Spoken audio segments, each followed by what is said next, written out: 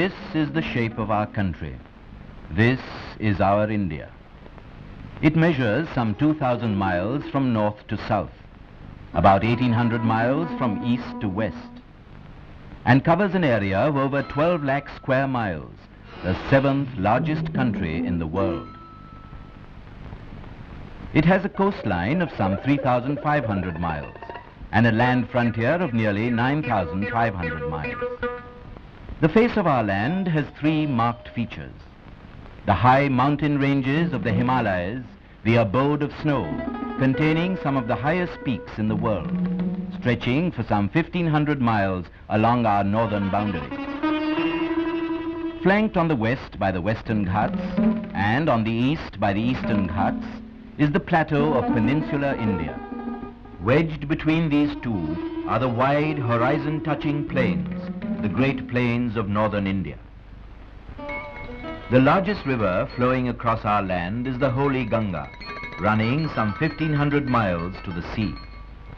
Like her, fed by the Himalayan snows, are her tributaries, the Yamuna, the Gomati, the Ghagra, and the Gandak.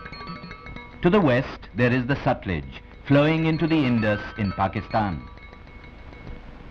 Another great river, the mighty Brahmaputra, comes from the east.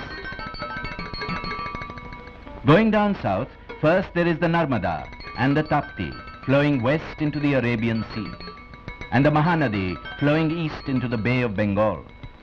Rising in the western Ghats are the Godavari, the Krishna with its tributary the Tungabhadra, and the Kaveri, the golden river of the south. The topography and the monsoon tropical climate determine our vegetation. They also determine our animal life. Again, climate and soil pattern our crops: rice, wheat and millets, oil seeds, groundnuts and sugarcane,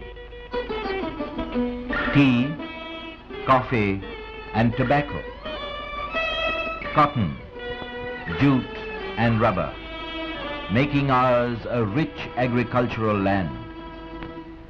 Below the surface too, our land is rich. We have large deposits of coal and lignite or brown coal, and one of the largest reserves of high-grade iron ore. 1/3 of the world's demand for manganese is met by India. 3/4 of the world's mica comes from India. We have extensive reserves of gypsum for fertilizers, bauxite for aluminium, atomic minerals for nuclear energy, and untapped sources of oil. This then is the face of our land which nature gave us, the people of India, some 440 million, looking to a common goal of a free and prosperous land. To achieve this goal, to change the face of our land, we embarked in 1951 on our 5-year plans. Our first task was to tame our mighty rivers, harness them for our benefit. Thus arose many irrigation and hydroelectric projects. The Bhakra Nangal for the parched plains and power-starved industries of the Punjab and Rajasthan. The Damodar Valley scheme for the mining and industrial areas of Bihar and West Bengal. The Tungabhadra for the farmers of Andhra Pradesh and Mysore. The Chambal for the arid lands of Madhya Pradesh and Rajasthan. Hirakud in Orissa. Lower Bhavani in Madras, Mayurakshi in West Bengal, Umtru in Assam, Koina in Maharashtra, Kakrapar in Gujarat, Rihand in Uttar Pradesh, Malam Puja in Kerala, the Sindh Valley scheme in Jammu and Kashmir, projects which tap the wealth of our rivers. Fed by our mineral and power resources, the sinews of our growing industries, our factories are further changing the face of India. Factories for fertilizers at Sindri, Nangal, Rourkela and Neyveli. For steel at Jamshedpur, Bhilai, Durgapur and Rourkela. And numerous other industries like textiles, sugar, telephones, aircraft, machine tools, paper, cement, chemicals, pharmaceuticals, cars, bicycles, sewing machines.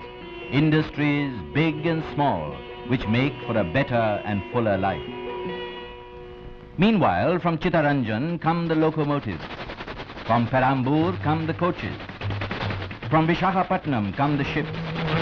All these help to build our communications, our railways, our highways,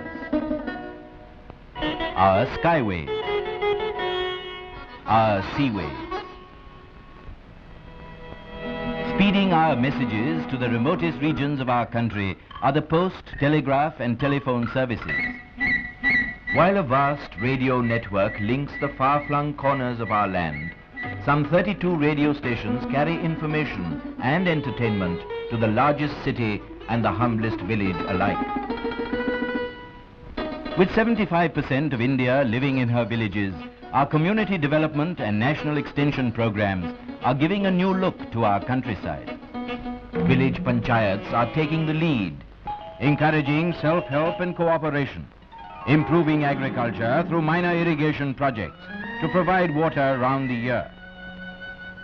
Better and more efficient implements, better methods of cultivation for better crops, better seeds and fertilizers to increase the yield, pest control to protect the crops, developing fruit cultivation, improving animal husbandry and poultry farming,